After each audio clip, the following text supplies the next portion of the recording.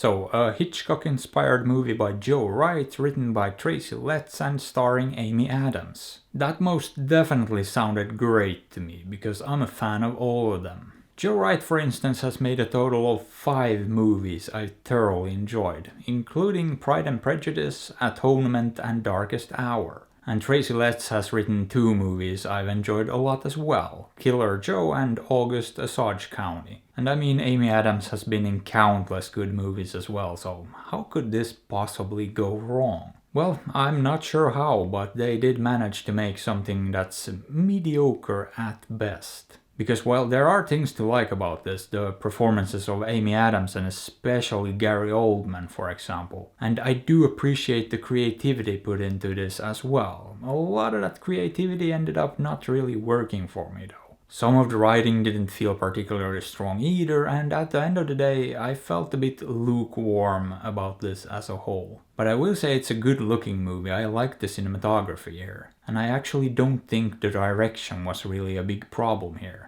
It felt perfectly fine, and every once in a while there were even some great shots thrown into the mix as well. But I think a lot of the issues were created in post-production, primarily with the editing and the way the whole final movie was put together. Because as I mentioned, this doesn't lack creativity, particularly when it comes to the editing. And I do think it's great when you go out on a limb and try something different instead of just playing it safe. And to be fair, taking that risk did pay off a few times in this one as well. However, for the most part I don't think it worked. It was more distracting than anything else. And had they played it safe, I think the end result would have been less messy and a lot more solid. Now granted, it would have also been a bit less memorable in a way too. And the end result might have even been just as lackluster as this one, just in a different way. But I call this Hitchcock inspired, but what is the movie actually about? Well, it's about a shut-in, a woman suffering from agoraphobia. She doesn't leave her house, essentially. Instead, she keeps herself busy keeping an eye on the neighborhood.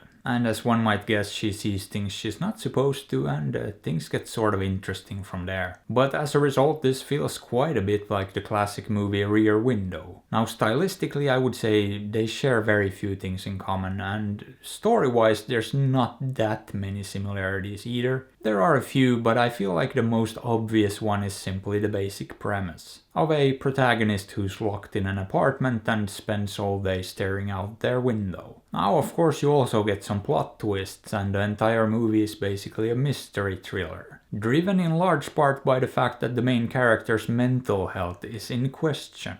So the audience and the character herself can't always be sure what it is that's real and what is not.